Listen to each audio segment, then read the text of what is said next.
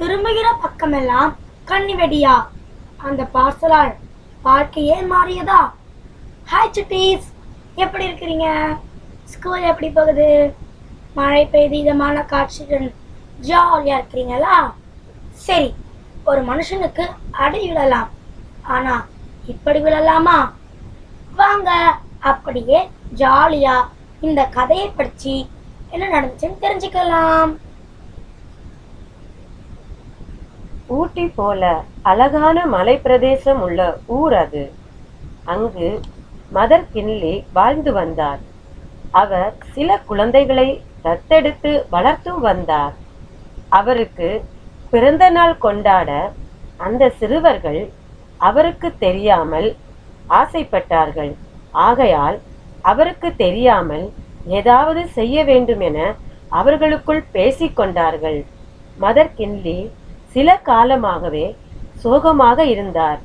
அதற்கு காரணம் அவர் வாழ்க்கையில் கடந்த சில காலமாக நடந்த சில சோகமான நிகழ்வுகள் தான். அவர் ஆசையாக வளர்த்த மகள் ஒருவனை காதலித்து அங்கிருந்து சென்று விட்டாள். அதன் பிறகு மதர் கின்லியை அவள் திரும்பி பார்க்கவில்லை. மகளை பிரிந்த சோகத்தில் அவருக்கு உடல்நிலை பயங்கரமாக பாதிக்கப்பட்டது. ஒரு நாள் சோகத்தில் அடுப்பில் எரிந்த விறகுகளை அணைக்க மறந்துவிட்டார். அதனால் அவரது வீடு மொத்தமாக எரிந்து சாம்பலானது. அதன் பிறகு குழந்தைகளுடன் ஆசிரமத்திலேயே தங்கினார். தான் ஆசையாக வளர்த்த மோக்லி என்ற நாயை பராமரிக்க முடியாமல் போனது.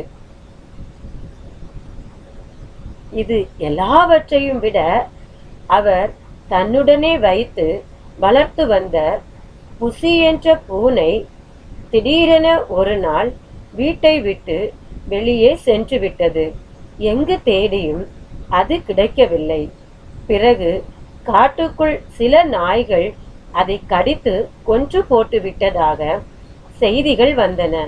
தன்னுடன் யாரும் நிரந்தரமாய் இருக்க மாட்டார்கள் என முழு சோகத்தில் மூழ்கினார் மதர். இந்த சமயத்தில்தான் அவரது பிறந்த நாளை கொண்டாட ஆசிரமத்தில் இருந்த குழந்தைகள் ஆசைப்பட்டார்கள்.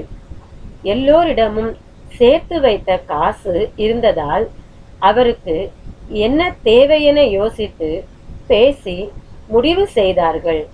அப்போது டாம் மட்டும் பொருளாக இல்லாமல் மதரின் சந்தோஷம் திரும்ப கிடைக்க என்ன செய்யலாம் என யோசித்தான். மற்றவர்களிடம் இதை பற்றி சொன்னால், அதெல்லாம் இல்லை, நாங்கள் வாங்கி கொடுப்பதை பார்த்தே மதர் சந்தோஷமாக இருப்பார் என்றார்கள். அப்போது அங்கிருந்து இன்னொரு சிஸ்டரிடம் டாம் சென்று என்ன செய்யலாம் என்று சொல்ல அவர் ஒரு யோசனை கூறினார். மதர் கின்லியின் பிறந்த நாளுக்கும் நாட்கள் குறைவாக இருந்தது. அது இலையுதிர் காலம் வேறு. டாம் தினம் காட்டுக்குள் சென்று ஏதோ சாக்குப்பைக்குள் போட்டு சேர்த்து வந்தான். மற்றவர்களிடம் அவனிடம் அதற்குள் என்ன இருக்கிறது என்று கேட்க அது மதரின் சந்தோஷம் என்று பதிலளித்தான். யாருக்குமே ஒன்றும் புரியவில்லை. இன்னும் 100 தான் என சொல்லி சென்றான். ஒரு நாள் இவன் மரத்தடியில் துள்ளி குதித்து ஏதோ எண்ணுவதை மதர் கின்லி பார்த்தார். 25, 24, 23 என அவன் சத்தம் கேட்டது. ஏதோ விளையாடுகிறான் என மதர் அதை பெரிதாக எடுத்துக்கொள்ளவில்லை. மதர் கின்லி பிறந்த நாள் வந்தது. ஒவ்வொருவரும் தங்கள் பரிசு பொருட்களை கொடுக்க ஆரம்பித்தார்கள். சால்வை, குசன், தலையணை, கோழி முட்டைகள், பழங்கள், மணிக்கு ஒரு முறை குருவி கத்தும் சுவர் கடிகாரங்கள் என விதவிதமான பொருட்களை கொடுத்தார்கள். டா மட்டும் ஒரு சாக்கை தூக்க முடியாமல் தூக்கி வந்தான். என்னடா இது என்று மதர் கேட்க, 365 நாளும் நீங்கள் சந்தோஷமாக இருக்க எனது கிஃப்ட் என்றான்.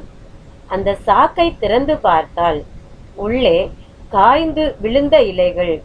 காய்ந்த இலைகளா என்று கேட்க, ஆமாம் மதர், இவை மரத்திலிருந்து கீழே விழுவதற்குள் நான் உங்களுக்காக பிடித்து எடுத்து சேர்த்துள்ளேன் என்றான். இதில் மொத்தம் 365 இலைகள் உள்ளன. இனி வரப்போகும் 365 நாளும் நீங்கள் சந்தோஷமாக இருக்க வேண்டும் என்றான். அவன் செய்தது வெகுளித்தனமாக இருந்தாலும் அவர்கள் நாட்டில் அப்படி காற்றில் மிதக்கும் இலைகளை இலையுதிர் காலத்தில் பிடித்தால் மகிழ்ச்சி பொங்கும், அதிர்ஷ்டம் கிடைக்கும் என பல விதங்களில் முன்னோர்கள் கூறியுள்ளார்கள் என மதர் கென்லி தெரிவித்தார். டாமை கட்டித் தழுவி முத்தமிட்டார் மதர். அவன் கொடுத்த இலைகளில் அதிர்ஷ்டம் இருந்ததா என்பது தெரியவில்லை. ஆனால் அவனின் அந்த செயலில் உண்மையான அன்பு நிறையவே இருந்தது. அதன் பின் வந்த நாட்களில் முன்பை விட கின்லி மகிழ்ச்சியாக இருந்தார். சந்தோஷமாக அவர் வாழ்க்கையை வாழ்ந்தார். நாமும் உண்மையா எல்லாரிடமும் அன்பு காட்டினா எல்லோரையும் சந்தோஷமாக வைத்துக் கொள்ளலாம்.